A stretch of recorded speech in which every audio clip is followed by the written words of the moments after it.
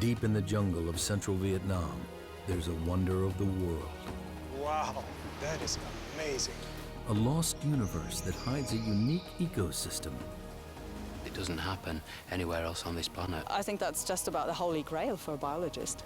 And a team of scientists and explorers with a mission. This is an amazing cave. Look at that. Absolutely staggering. To investigate a record-breaking contender for the world's biggest cave. Wow.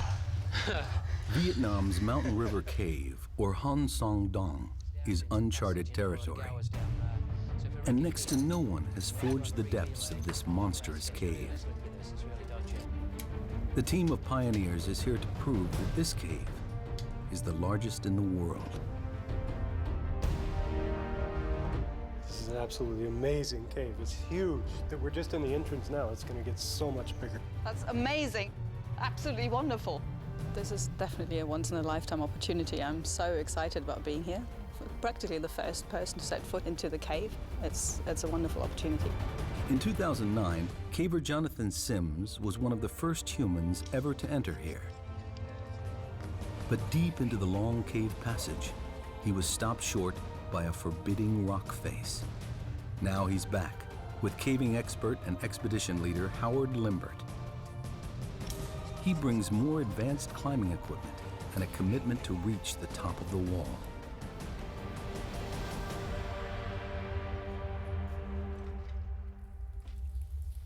The expedition begins with a dangerous 328-foot rappel into the first massive cavern. British caver Howard Limbert has led 12 expeditions to Vietnam's limestone caves.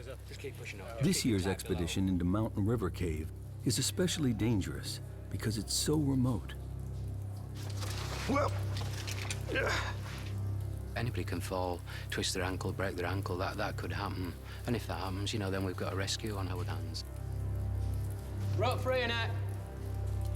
German zoologist Annette Becher is anxious to enter the unique underground world within.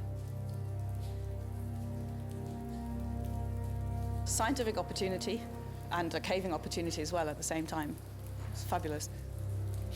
Daryl Granger is here to unravel the mysteries of Mountain River Cave. He's a world expert in cave geology. If this is the world's biggest cave, he wants to know how it grew to such record-breaking size. it's like no other cave I've ever been to.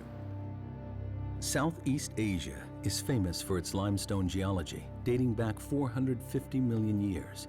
Many large caves litter Vietnam, but here within Kẻ Bàng National Park, Mountain River Cave is certainly the giant among caves.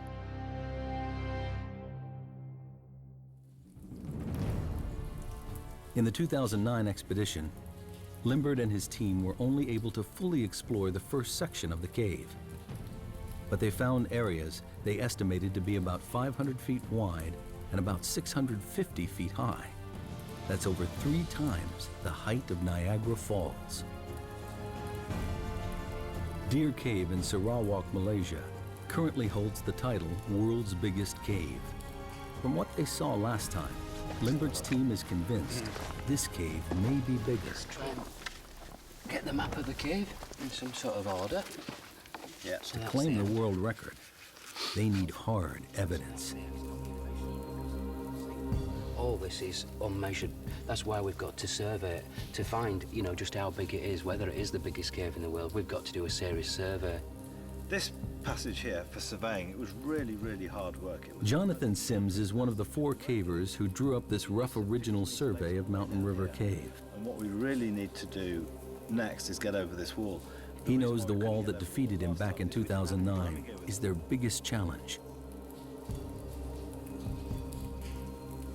It's a dangerous obstacle to overcome. Made of loose calcite and mud, it stands at nearly 50 feet high. We just weren't expecting anything like that. Well as that. Sims is determined that this trip will be a success. He won't fail twice. They can climb this forbidding wall.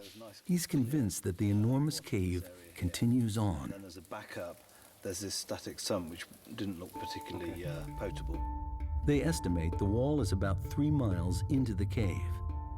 From the 328-foot rappel at the entrance, it will take the team half a week to reach the final survey point at the Great Wall of Vietnam.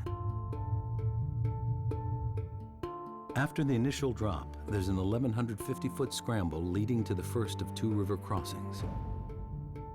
From here, the team needs to climb high, following the river through the natural valley of the cave.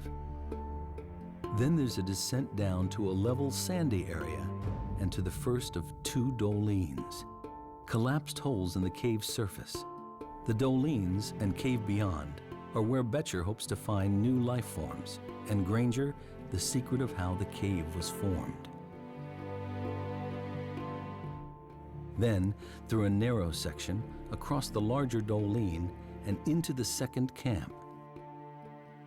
So far, the final part of the cave surveyed is the last quarter mile before the Great Wall of Vietnam.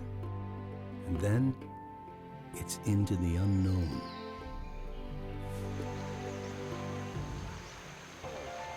Limbert's caving team has been exploring Vietnam caves since 1990. They picked the Kẻ Bàng Massif for a very good reason. It's a huge limestone area with lots of water, ideal ingredients for cave formation. Where there's no limestone, the rivers are trapped within walls of non-soluble rocks, which hold the water in. But when it does find an exit, the results can be spectacular.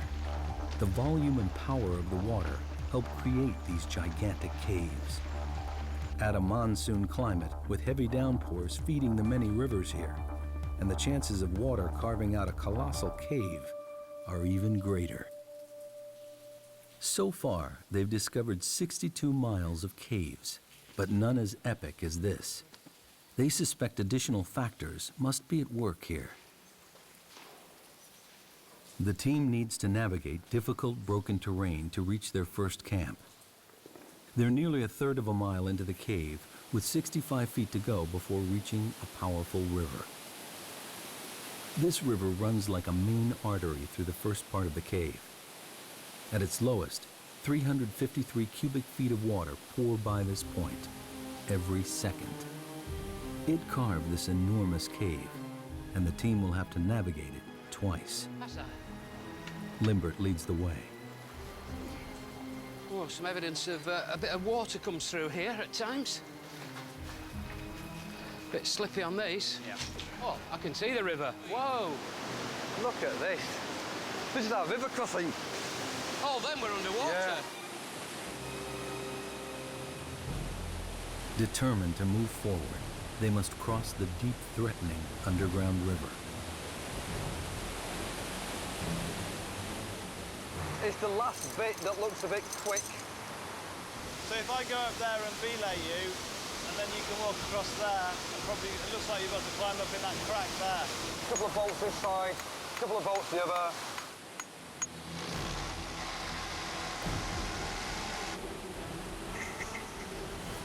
It's life and death, really. So, I mean, it has to be right. Worst case scenario, one of these pops, you've got to back up. That's why you've got to put, you know, make it as safe as possible, really. In full flow, the river could sweep any one of the cavers off their feet. And if it floods, it could rise to life-threatening heights, cutting off their escape route. What's the forecast for the next few days? Well, the forecast is good, but you can never be absolutely confident. Limbert chose the timing of the expedition very carefully. It's the end of the dry season, so the river is low. But any unexpected tropical downpour could cause the river to rise dramatically in just hours. Let's do it! Right, guys, you can start crossing.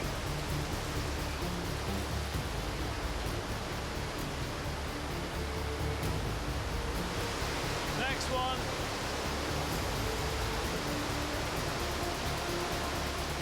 The most important thing is that you don't allow the river to sweep you away, because there's a load of rapids just down there, and we're not really quite sure exactly what's in the river beyond that, because we haven't seen it all the way. And there could be all sorts of very sharp rocks and all that kind of thing.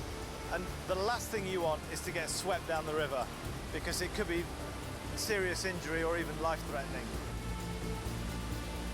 I'm actually quite nervous about river crossings because I'm quite a slight build, and I've been in flooding caves before where when you put your hands on something, your legs just get swept away from underneath you and you can't get them back down on to get footing. It is actually really, really dangerous.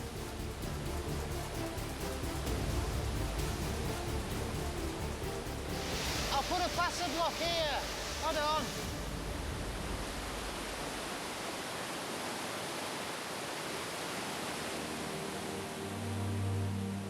A major obstacle conquered.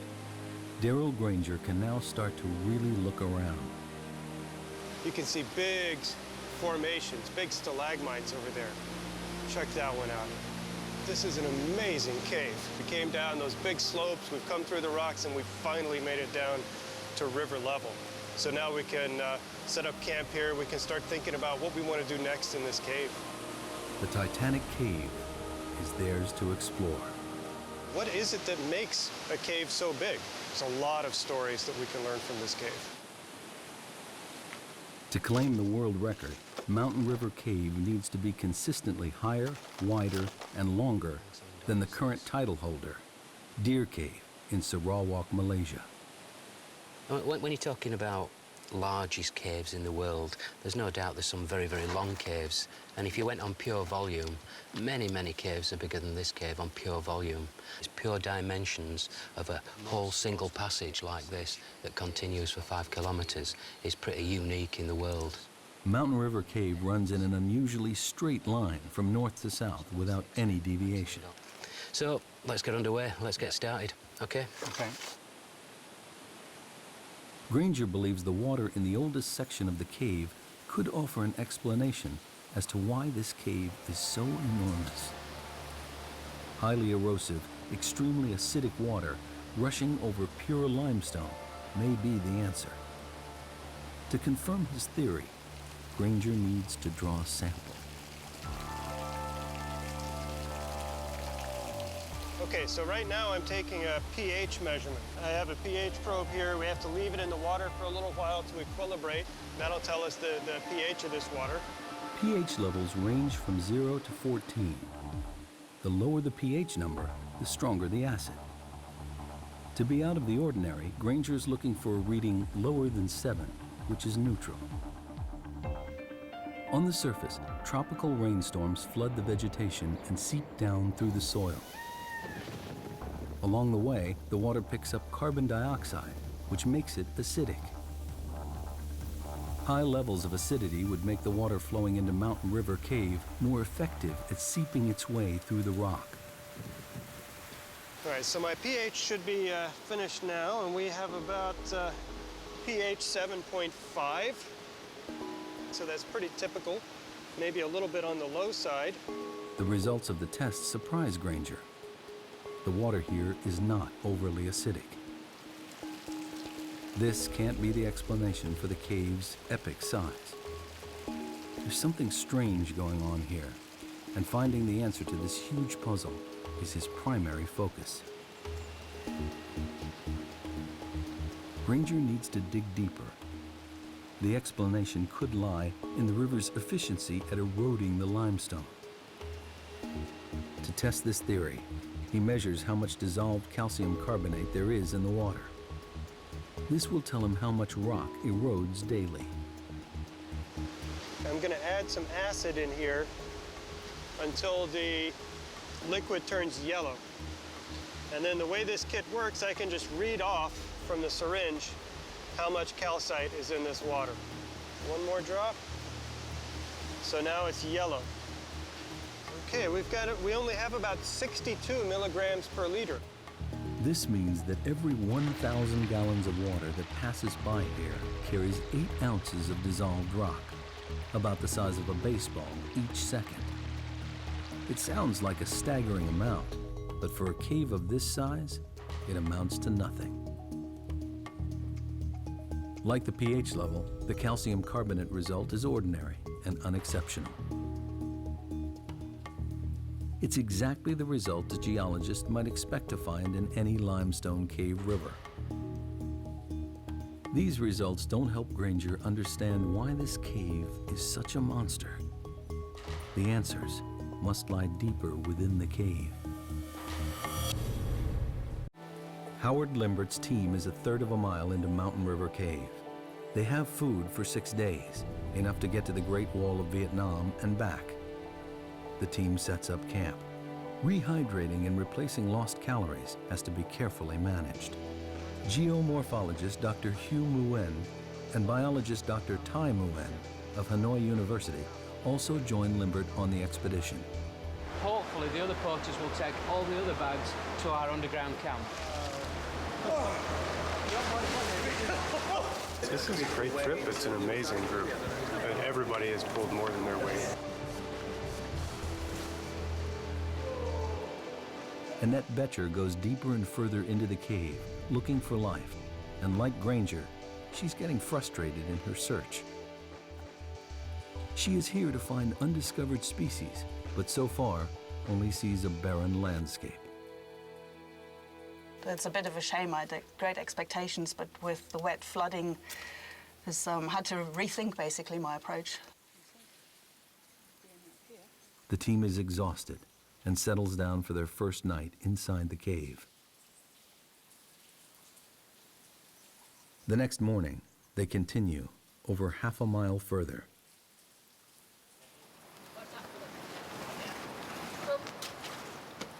Daryl Granger has explored some of the largest caves in the world. But this one is about to reveal something he's never seen before. Deep in the heart of Mountain River Cave lie the magical and mysterious dolines. Wow. Yeah.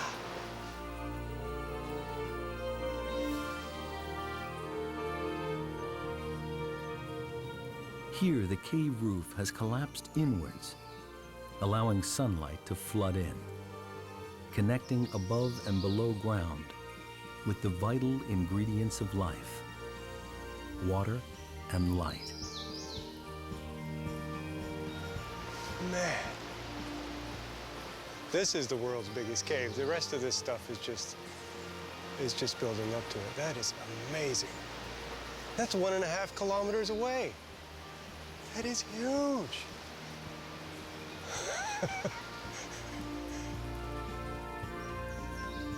But that looks like, it's 100 meters away, like we're in a normal-sized cave. That's 1.5 kilometers. It's hard to even imagine how big that passage is.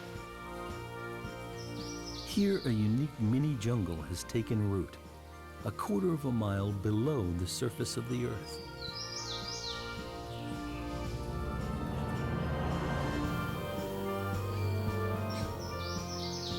Seeing the jungle, basically, in the middle of the caves is one of the most beautiful sights.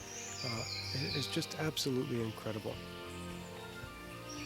It's got to be one of the wonders of the world. It doesn't happen anywhere else on this planet. I think that's just about the holy grail for a biologist. For Granger, the doline is an unexpected window into the structure of the limestone here. It's also a view of Mountain River Cave's Achilles heel. This is a good example of a special type of doline. This is a collapsed doline. So that happens when you have a cave passage and then the surface collapses into that cave. And it happened here because we have really thin beds. You can sort of see them on the back side of the wall, and they're just not strong enough to hold up this cave roof. At some point in the cave's past, the river ate away at the cave roof where the limestone beds are thinner. The river damaged the ceiling rock so much that eventually the roof collapsed. This collapse is known as cantilever failure. You can think about, theoretically at least, having a piece of rock sticking out like a diving board. You can only stick it out so far before it breaks off under its own weight. And that's exactly what happens. As you make the cave bigger and bigger, you're forcing basically a diving board of rock, a slab of rock to stick out and support its own weight. The limestone beds in this part of Vietnam are especially thick, with very few cracks or weak points. The river tunnels through this landscape, challenging the strength of pure limestone. And the dolines brutally reveal the few places where the rock beds are thinner, weaker, but still divine. Here, open to the sun and the rain, life thrives.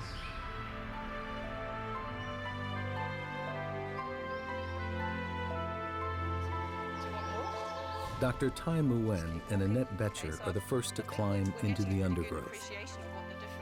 She's eager to tap into Nguyen's expertise in rainforest plant species to figure out how this subterranean wonderland compares with the surface. After disappointments in the first part of the cave, the Doline fulfills Betcher's expectations. Here is an area rich with life, a unique and unexplored ecosystem. This is absolutely fantastic. It's a treasure trove for biologists. And everything that lives here has got here by complete chance. So birds have dropped seeds, plants have sprouted up. This species outside is evergreen. Okay. Just. Right. But here it's fall down the leaf in the winter, I think so. Okay, so you think it's evergreen outside, but it's deciduous in here. And so the young leaves are those, the red leaves? Are those young leaves? Okay, right. Betcher had hoped to find new species of plants evolved to flourish in this strange underground world. But Nguyen doesn't see examples of unique evolution. Instead, he thinks the plants in the Doline are showing extreme adaptation. It's a process known to biologists as phenotypic plasticity. In particular in plants, their outer form is very variable. They can adapt themselves very much to their environment. So there could be two plants that are perfectly the same species, have the same DNA, but because they're in a different environment, they actually look quite different. That's the plasticity bit. So I think we're seeing an example of spectacular phenotypic plasticity. Unique adaptations appear throughout the Doline. In the tropics, trees are usually evergreen due to the absence of seasons. But down here, they're deciduous, with sparse foliage and narrow trunks. Dr. Nguyen theorizes that this is how the trees adapt to the comparative lack of water and shortage of light.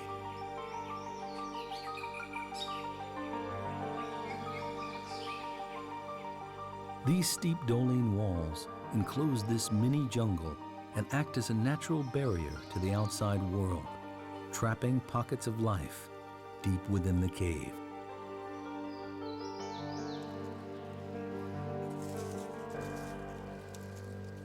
Betcher looks for soil thick enough to lay some surface traps. Alcohol will preserve any creatures that venture in. Now she must try to find any signs of life in the dark cave. But so far, the chance of finding anything of significance doesn't look good. Could the acidic water that created this cave also be destroying all life within? In the wet, active part of Mountain River Cave, Daryl Granger discovers a clue as to why the apparently very ordinary water here has carved out such an extraordinary cave.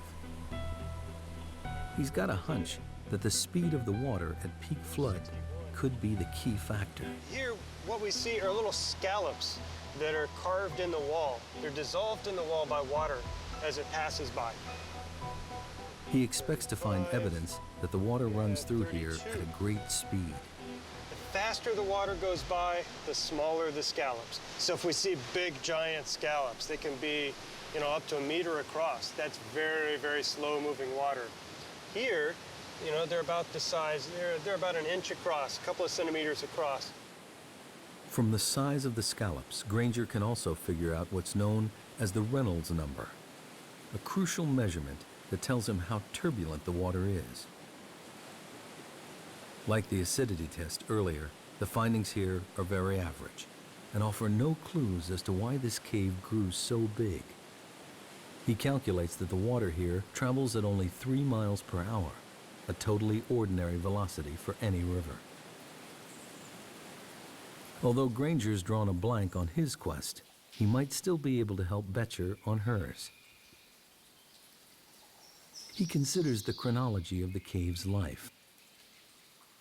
I think what happened is the first doline collapsed, and it's acting like a big dam right in the cave. Right. We passed that doline, and suddenly everything dries out. We don't see the becomes sand. more normal. Becomes more of a normal, less active cave. And that's where the wildlife comes in, because if it doesn't get flooded out every 10 years or so, it has time to evolve.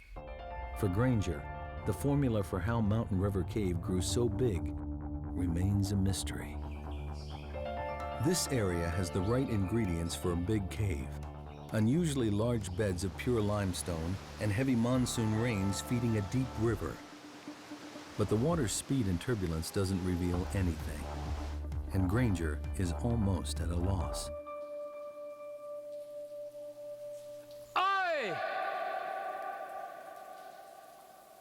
The surveying team looks for answers too. Aye! That's probably a 500-metre echo. So if we ever push in a cave and you get to end of a cave or end of exploration for a day, we often give it a big oi just to see if it's still continuing. And we know we can turn around and come back to another successful push the next day. A bit further, Jonathan. For this expedition, they need to use a more sophisticated way of measuring the cave's size. Cave surveying used to be a primitive process where everything was done by hand. Now, digital laser readings cut out the tedious legwork and provide precise measurements. They must survey every part of the cave precisely, and every measurement must be exact to the nearest inch. When it comes to claiming the title World's Biggest Cave, it's length, width, and height that count for Howard Limbert and his team. The laser sends a beam across to a designated point called a survey station, which Sims marks with a small light disc. They measure distance, height, and angle. It's painstaking work. 29.9 minus 3, 0.99. Left's 8. The laser beam picks out the highest point in this section of the cave. It measures 328 feet high. The Statue of Liberty could fit in here quite comfortably, with room to grow. The widest section surveyed so far is 338 feet across. This passage continues for another half mile. Enough room for a small plane to fly through, or even a whole display team. Very good. So if we go back to the original station, and then we'll get some legs straight down there. Okay. Can you shine your target? Shine on Limbert believes this cave is consistently longer and wider than Deer Cave, but he needs to find the highest area. Just up a bit, Jonathan. Light on. They're now over 2.5 miles in, and Deer Cave still holds the title of the world's biggest cave.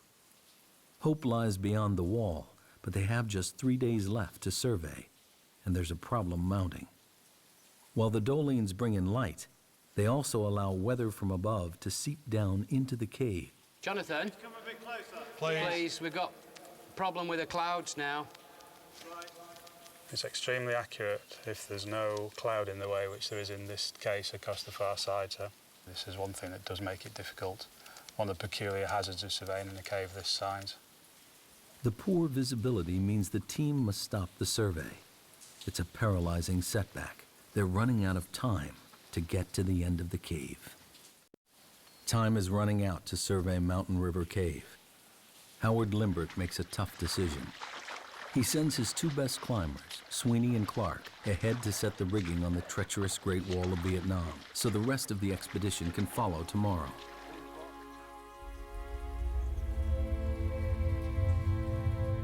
If they can't scale it, they may not finish the survey, and we'll never know just how big this cave really is.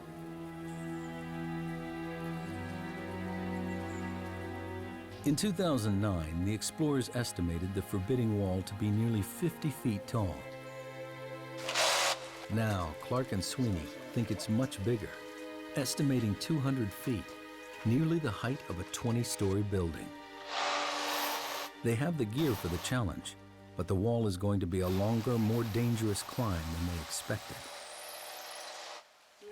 Geologists call this a flowstone, rock made weak and fragile by water dripping from the ceiling. the first 15 foot is this, which looks very good, but if that's what it is.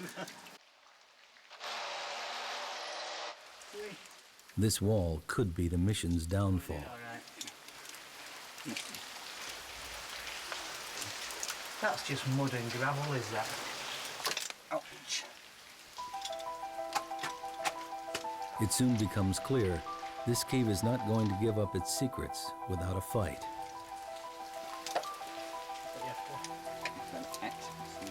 It's just crumbling away. That's all. It's crumbling away. Sweeney and Clark have been building up to this for over a year. It's something that they're particularly interested in is climbing and climbing the wall. What we're climbing in is a very soft mud, calcite, and so normal bolts would just fall out. It's going to be a difficult and exhausting climb. Back at the camp, the extreme conditions are taking their toll, even on those who are not battling the wall.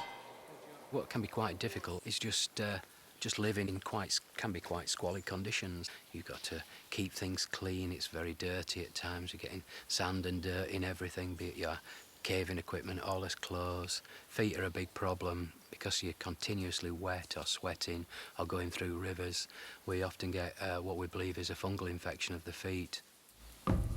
Meanwhile, Annette Betcher's search for life continues. She came to Mountain River Cave to find new species, but with only a mile or so to go before the wall, she has yet to discover anything out of the ordinary. She has one more chance for a promising new sample area, a dry passageway. That's where the opportunities are with this fantastically big cave. So I can go into those and look for those tiny critters that will be evolving in their large, dry side passages in their alcoves. Regular flooding in large parts of the cave means that it's difficult for new life to gain a foothold. But in these dry alcoves, Betcher thinks she may find isolated species which have had time to evolve and flourish in complete darkness.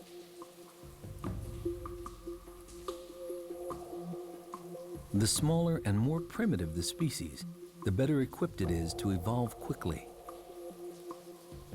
Evolution takes a long time. If you have something like 2 or 3 generations a year, you can evolve at much greater speed. And mammals don't tend to have those generation times, so a white blind bat in the cave is unlikely. Because of the cave's sheer size, species can easily get cut off from each other. In isolation, Betcher believes it's possible for weird and wonderful offshoots to evolve. Oh my word, look at these. Zoologist Annette Betcher finally strikes gold in Mountain River Cave. This is the first white woodlouse that I've seen ever in the cave. On the surface, they would be dark colored, probably dark gray, slate gray or black. This is not something I expected to find here, so I'm very pleased. Come on. I'm almost 100% certain that this is a new species. And the reason being is that to have a new species, you need isolation, geographical isolation, but this is a pretty isolated place. They look different. There's nothing nearby that I've seen that's got no pigmentation. It's a woodlouse, all right, but it'll be a new species of woodlouse, and it'll be specific to Hang Son Doong. It's about as good as it gets. It's a fantastic discovery for Betcher, a species that has adapted to its environment and survived the great floods of water that helped create this cave. Well, there's absolutely no chance that anybody's ever seen these creatures before, and that's what really excites me. It's a wonderful discovery. The woodlouse is a clear sign for Betcher to what's happening here. In the cave, the key to adaptation is being able to keep up with the ever-changing environment, and the organisms that most successfully adjust to the prevailing conditions have a better chance of survival.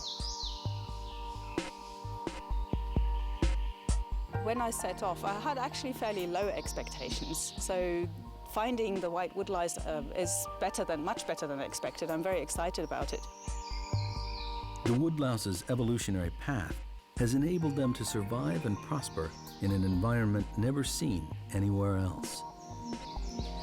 I would expect a cave new cave species probably to be pigmentless, so looking white to us and be blind. I don't think that the woodlice we found are blind. They don't seem to have rudimentary eyes, and they can certainly sense light. So they are adapted to the cave environment. They just haven't gone the full way yet, so there's room for them to evolve more, and the next step would probably be for them to lose their eyesight. A once-in-a-lifetime breakthrough, Becher discovers new life within the Doling. A breakthrough in evolution attributed to the awesome scale of this lost world. Back at the camp, time is running out.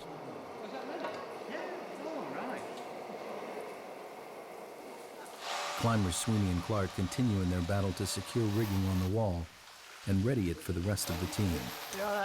If they don't succeed, the team can't complete a definitive survey. Limbert and the rest of the party wait nervously for news.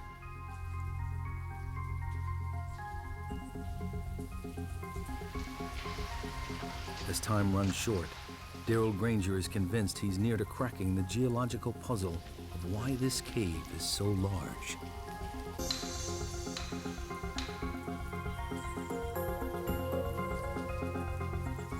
Huge volumes of water, pure limestone, and a tropical climate are important factors.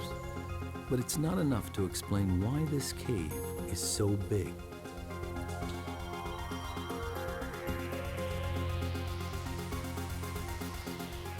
In a bid for answers, he returns to his maps of the region.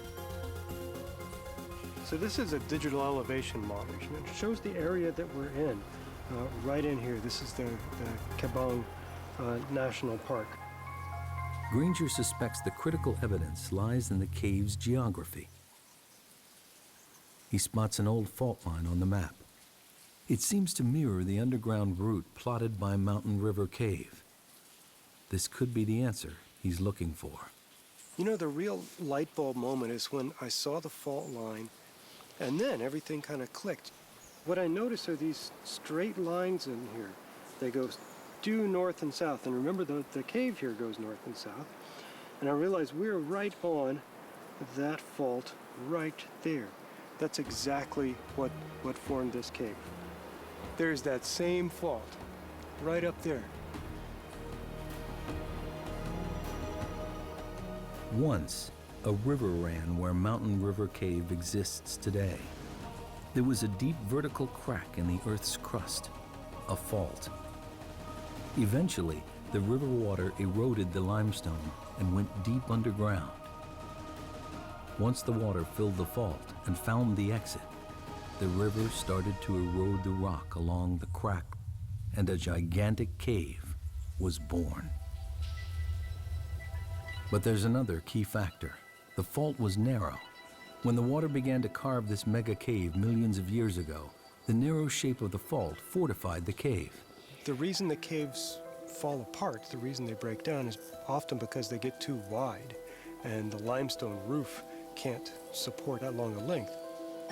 Here, the straitjacket of the geological fault restricts the cave's width, reducing the possible risk of collapse and allowing the cave to continue to grow in a straight line. The fault is very vertical, and that has also influenced the cave development and helped turn it into what's probably the world's biggest cave. And that's because the walls are perfectly vertical. They're nearly vertical here. And so the cave is very, very tall. The 1,300-foot-high dolines show what happens when a cave weakens. Granger has every piece in place.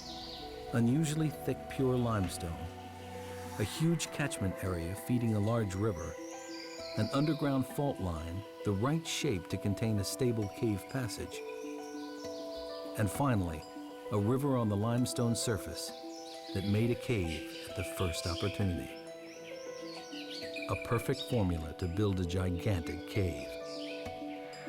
The title of the world's biggest cave could rest on reaching the top of the Great Wall of Vietnam.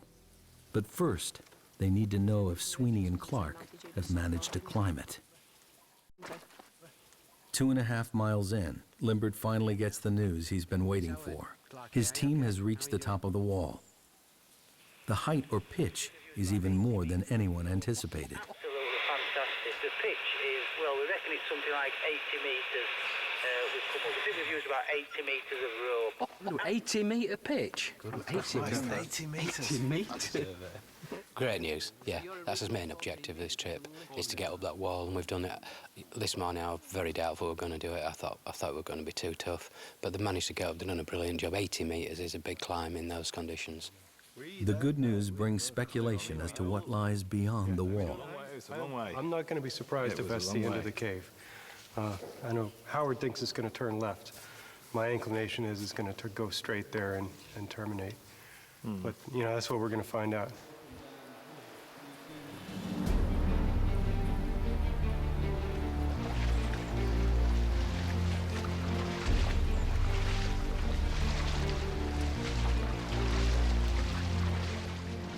The final hurdle now awaits Limbert and his team as they push on to join Sweeney and Clark at the Great Wall of Vietnam. It took almost 2 days for those guys to bolt up there. It's very fragile rock, so you need to be very, very careful. They've done a great job. My greatest feeling was one of relief, which perhaps indicates how serious a climb it has been. You're standing up there, you're looking down and all this, and it's absolutely tremendous. The team finally arrives at the wall. It towers above them. This is what they've been working for, their ultimate destination.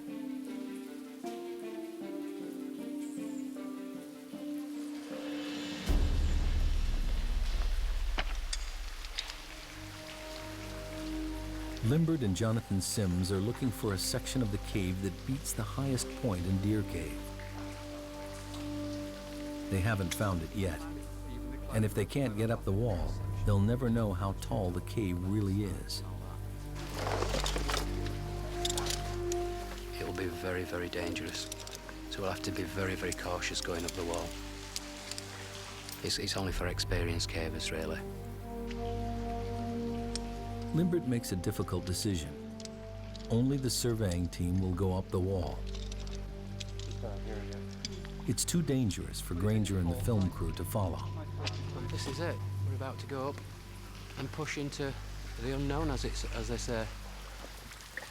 Who's going up first then? Sweeney.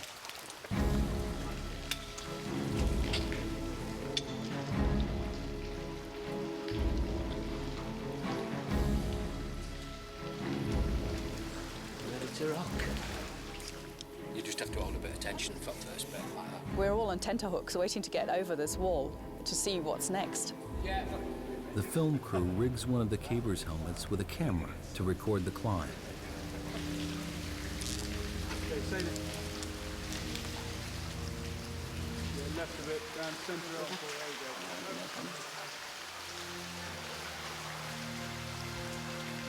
They can only watch as Limbert leads the team up on the final stage of the journey. It's a whole team effort. I mean, it isn't just a few people going up a wall. It's the whole build-up. It's the sort of year of planning. It's all the prep. It's the porters. It's absolutely everything that gives a few people the chance to do something like this right at the end. The cavers attack the Great Wall.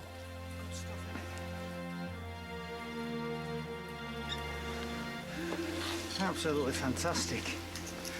It's something else, is this? Look at that. They have succeeded in the most difficult part of the expedition. The Great Wall of Vietnam.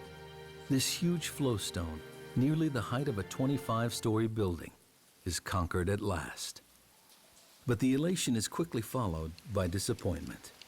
As Granger suspected, Mountain River Cave ends here. An exit to the outside jungle lies just 984 feet beyond the wall. With no more cave to survey, the team gathers the final measurements from the top of the wall to the ceiling. The highest point in Deer Cave is 574 feet. They've just climbed 236 feet up the wall and can now calculate the height of the whole passage. 45.8. Sims reads the final crucial measurements. 188. Can you just do the height of the passage there, Jonathan? Yep, certainly. Massive. Absolutely huge. Absolutely huge. Finally, they get the readings they've been waiting for. It's 96.4. 96.4! That's incredible. Jesus. That's incredible. Altogether, the measurements show Mountain River Cave is the world's biggest, with the passage continuously higher, wider, and substantially longer than any other cave in the world. It's a fabulous cave, a really, really fabulous cave. Really enjoyed ourselves. We had a great time, we're having a really, really good time. It's just mind-blowing stuff, is this? It really is, and it just doesn't get much better. This has been a tremendous experience for me. I feel very lucky to have been invited on this trip to see the world's biggest cave and try to figure out the science behind this cave. Just very privileged and lucky to be along on this trip with Howard and his team.